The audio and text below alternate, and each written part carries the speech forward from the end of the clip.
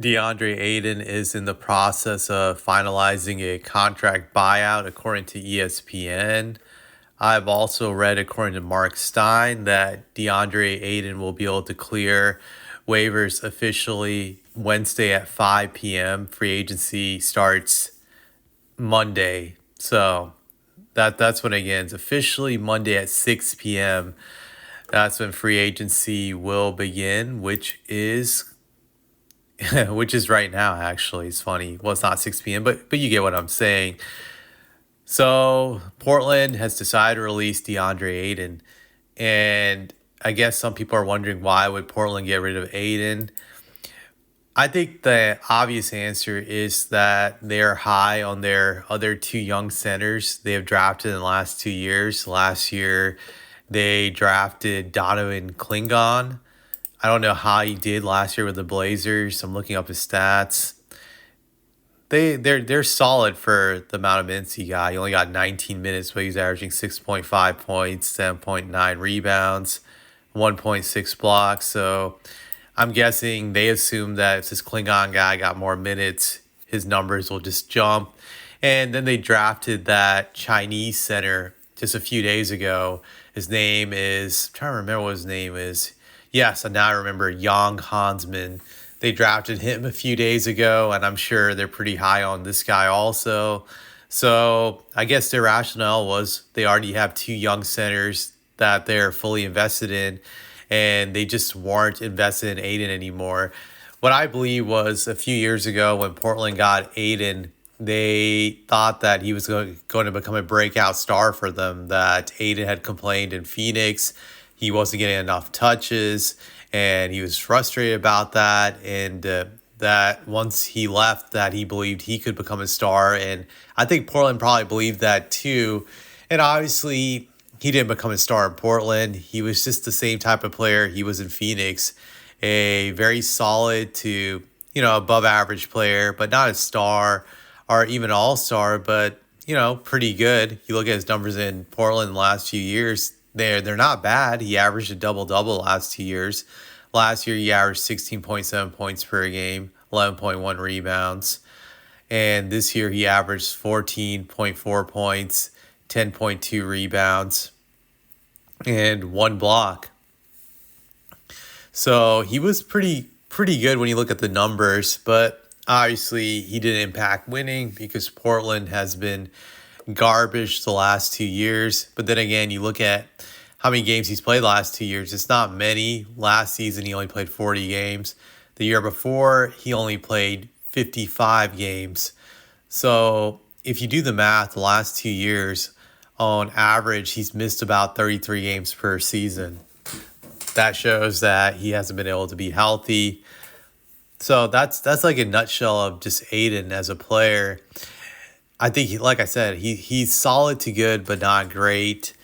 Now, when I remember when he was in Phoenix, because I haven't really watched him in Portland the last 2 years since Portland's trash, but in Phoenix, he was very good in their system. He was an elite high-end role player. He was pretty good defensively in getting rotations and also just hitting timely shots. So I feel that he can play winning basketball. He had that stretch in Phoenix where they were a winning team. They went to the finals with him, and they went to the playoffs a few times with him during the time he was there. I think they had their most success with him, if I'm not mistaken, those few years he was with Phoenix, that they actually got out of the first round, like, I think 3 years in a row, starting in 2021. Yeah, they did. 21, they got to the finals. 22, second round. 23, second round. And then they got rid of him. And Phoenix actually hasn't been the same since getting rid of him. So you could say he did have a good impact on their team defensively. I would say he definitely has a lot of value in the sense that there are going to be a lot of teams that I think will be trying to sign him, to be honest. And I think the biggest team to look for that'll probably attempt to sign him is the Los Angeles Lakers. They desperately need a center. They could guarantee him a starting spot. So, excuse me. I definitely wouldn't be surprised if the Lakers go after him. But I've also heard that the Lakers probably won't have enough money to offer him if they keep Dorian Finney-Smith. So I think that's the dilemma of the Lakers. Do they do a full-on pitch to get him and risk losing Dorian Finney-Smith? Or do they keep Dorian Finney-Smith and pretty much have it lower their chances of getting him? That will be interesting to see. I'm actually rooting for the Lakers not to get him. I hate the Lakers. I want them to continue to have a huge void at center. So hopefully he doesn't land there. But I would say the other team I would hate to see him go to is the Warriors. The other team I despise. So it's just Warriors and Lakers. He can sign anywhere else in my eyes. I would just wouldn't care. But it's hard to say where he'll go. I think he's going to go to a place where he can be a starter. So I look at all the contenders. They already have like established centers. You look at the Knicks. They already have Cat and, Mitch Robinson. Maybe the Knicks would like to sign him. I don't know if they have enough money. I don't think they do. They just have a mid-level exception. But maybe they can start him with Cat and go with a Twin Tower lineup. Detroit could be a good team, but they already have their center. Now I think about it. I forget his name, but he was pretty good during the playoffs, I remember. Milwaukee actually would be the team for him. I think him and Giannis would be a good duo. Be interested if Milwaukee would take a shot at him.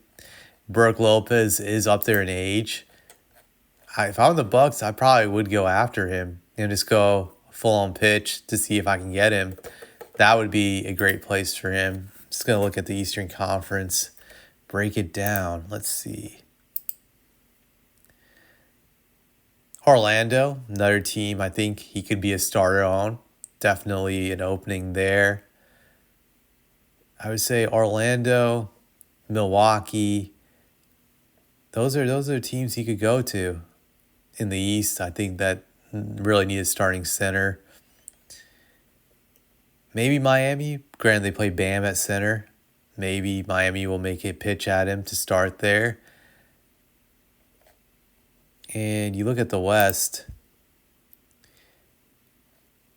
Granted, Houston they play Shigun at center, but, maybe they'll try to go after him. Obviously, the Thunder don't need him. Lakers definitely could use him. Clippers, they already have a center in Zubek, but you never know. Maybe they'll go after him. Timberwolves already have their two-headed monster, so I couldn't see him ever going there. Grizzlies, they have that Asian center. I forget his name. Yeah, Zach Edey, that's his name. They have him. They have Jaren Jackson Jr., small possibility he would go there. Dallas Mavericks are already loaded with bigs, so he doesn't have that many options. The Lakers definitely would have a shot at him. Hopefully they don't get him, but we'll see. It'll be interesting who he ends up with. Hey, maybe he'll go back to Phoenix. That would be pretty funny, but I doubt it. I don't have anything else to say.